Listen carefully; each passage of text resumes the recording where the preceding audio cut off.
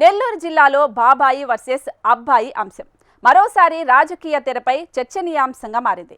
6 ఏళ్ల క్రితం వరకు కలిసి మెలిసి ఒకరికొకరుగా పెనవేసుకున్న బాబాయి అబ్బాయి బంధం ఇప్పుడు కత్తులు నూరుతోంది. సవాళ్లు ప్రతి సవాళ్లతో ఇద్దరు తేల్చుకుంటామనే స్థాయికి వెళ్ళిపోతున్నారు. ఇంతకీ ఎవరా బాబాయి అబ్బాయి?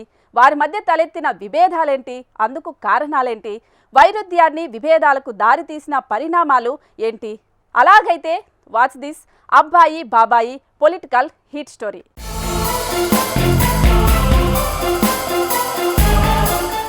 బాబాయి అబ్బాయి ఒకప్పుడు ఇద్దరు కలిసే రాజకీయాల్లో చక్రం తిప్పారు. నెల్లూరులో పెద్దారెడ్ల రాజకీయ ఆధిపత్యాన్ని సవాల్ చేసి మరీ ఎదురు నిలిచారు. కానీ ఇప్పుడు పరిస్థితి తారుమారయింది. అదే బాబాయి అబ్బాయి ఇప్పుడు బద్ధ విరోధులుగా మారిపోయారు. ఒకరు అధికార పార్టీలో, మరొకరు విపక్ష పార్టీలో ఉండటంతో ఒకరిపై ఒకరి విమర్శలు, అవినీతి ఆరోపణలతో రాజకీయాలను హీటెక్కిస్తున్నారు. వారే ప్రస్తుత నెల్లూరు డిప్యూటీ మేయర్ రూప్ కుమార్ యాదవ్, మరొకరు మాజీ మంత్రి వైసీపీ లీడర్ అనిల్ కుమార్ యాదవ్. వీరు కుటుంబపరంగా దాయాదులు, రక్త సంబంధీకులు. అనిల్ కుమార్ యాదవ్కి రూప్ కుమార్ యాదవ్ వరుసకు బాబాయ్ అవుతారు.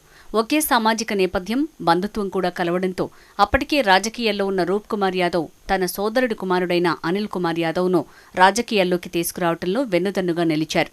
మొదట వీళ్ళిద్దరూ నెల్లూరు రాజకీయ వటవృక్షంగా పేరుగాంచిన ఆనం వద్ద శిష్యరికం చేశారు. అనంతరం ఆనంతో విభేదించి రాజకీయ తిరుగుబావుటా ఎగురవేశారు. ఆనం ఏకఛత్రాధిపత్యానికి వ్యతిరేకంగా నిలిచారు.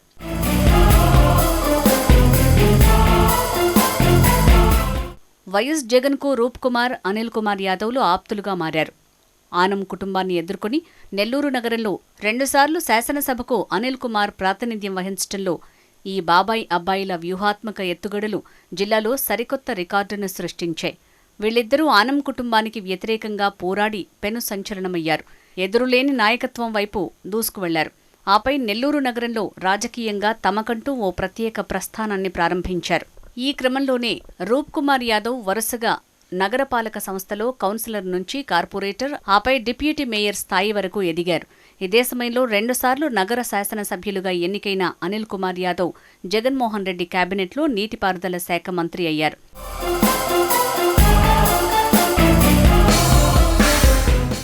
నెల్లూరు జిల్లాలోని రెడ్డి రాజకీయాల్లో ఆనం కుటుంబాన్ని ఎదుర్కొని బీసీ సామాజిక వర్గం నుంచి 2 సార్లు శాసనసభ్యులుగా, మంత్రిగా ఎన్నిక కావడంతో పాటు నగరపాలక సంస్థలోనూ బలమైన, ప్రత్యేకమైన వర్గబలాన్ని సమీకరించుకున్నారు వీళ్ళిద్దరూ. ఒకరు రాష్ట్ర మంత్రివర్గంలో ప్రధాన నాయకునిగా, అధినేతకు నమ్మిన బంటుగా, మరొకరు నెల్లూరు నగరపాలక సంస్థపై తిరుగులేని ఆధిపత్యాన్ని కొనసాగిస్తూ వచ్చారు. ఒక్కతాటిపై ఒకే మాట, ఒకే బాట, ఒకే లక్ష్యం, ఒకే నిర్ణయంగా కొనసాగుతున్న సమయంలో అభివృద్ధి పనులు, వాటిలో అంతర్లీనంగా ఆధిపత్య పోరాటాలు, అనుచరుల మధ్య విభేదాలు ఈ బాబాయి అబ్బాయి మధ్య చిచ్చురేపాయి. ఈ వైసీపీ ప్రభుత్వ హయాంలోనే రూప్ కుమార్ యాదవ్, అనిల్ కుమార్ యాదవ్ మధ్య విభేదాలు తారాస్థాయికి చేరాయి. ఒకరిని వీడి మరొకరు ఉండలేరు అన్నంత చర్చ జరుగుతున్న సమయాన ఒకరంటే ఒకరికి పొసగని స్థాయికి వెళ్లిపోయాయి ఆ విభేదాలు. అంతే, మొన్నటి సార్వత్రిక ఎన్నికల నాటికి ఈ వైరుధ్యం ఒకరి పట్ల ఒకరు విద్వేషాల వరకు వెళ్ళింది. దాంతో సార్వత్రిక ఎన్నికలకు కొద్ది రోజుల ముందు నగరంలోని రూప్ కుమార్ యాదవ్ వేరుకుంపటి పెట్టారు. ఆనం కుటుంబంతో, పెద్దారెడ్లతో విభేదించిన అనంతరం నగరంలో రాజన్న భవనం కేంద్రంగా రాజకీయాలు కొనసాగిస్తున్న వీరు పరస్పర విభేదాల నేపథ్యంలో రూప్ కుమార్ వేరుకుంపటి పెట్టారు. మొన్నటి సార్వత్రిక ఎన్నికలకు ఏడాది ముందు నగరంలోని జేమ్స్ గార్డెన్లో రాజన్న భవనం పేరుతో ప్రత్యేక కార్యాలయాన్ని ఓపెన్ చేశారు. ఒక్కటిగా ఉన్న బాబాయి అబ్బాయి విడిపోవటం, పరస్పరం విభేదించుకోవటం, రూప్ కుమార్ యాదవ్ వైసీపీని వీడి టీడీపీలో చేరిపోవటం చకచకా జరిగిపోయాయి. ఈ పరిణామం అప్పుడు రాజకీయాల్లో పెను సంచలనమైంది.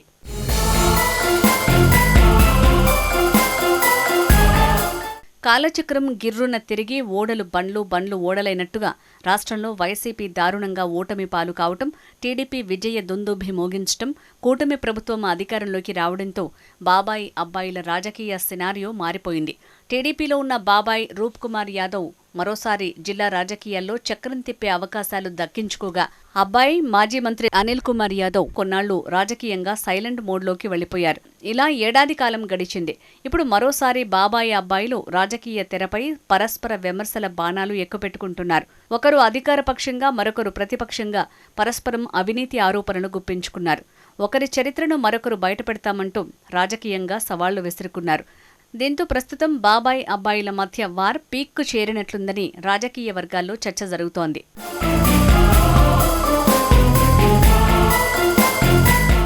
ఒకే మాట ఒకే బాట ఒకే నిర్ణయం అంటూ 10 ఏళ్ల పాటు రాజకీయాల్లో కొనసాగుతున్న బాబాయి అబ్బాయి మధ్య ఆర్థిక ఆధిపత్యమే విభేదాలకు తెరలేచిందన్న వాదనలు రాజకీయ తెరపై జోరుగా వినిపిస్తున్నాయి.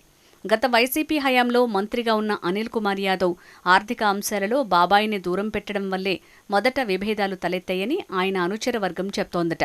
తాజాగా కూటమి ప్రభుత్వం అధికారంలోకి రావడంతో డిప్యూటీ మేయర్ స్థాయికి ఎదిగిన రూప్ కుమార్ యాదవ్ మరోసారి తన రాజకీయ చతురతను చాణక్యతను ప్రదర్శిస్తున్నారట.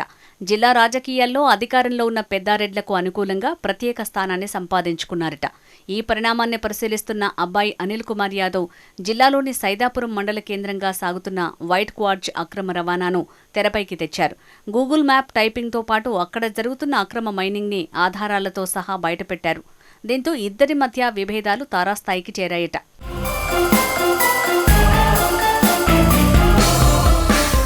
రాజకీయంగా ఒకరు అధికారంలో మరొకరు ప్రతిపక్షంలో ఉన్న బాబాయి అబ్బాయి పరస్పర విభేదాలు ఇప్పుడు నెల్లూరు జిల్లా రాజకీయాల్లో హాట్ టాపిక్గా మారాయి.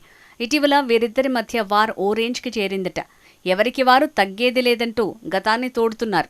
మరి ఇద్దరి మధ్య వార్ ఏ స్థాయిలోకి వెళ్తుందో, ఎవరు ఇందులో ఆధిపత్యాన్ని సాధిస్తారో వేచి చూడాలి.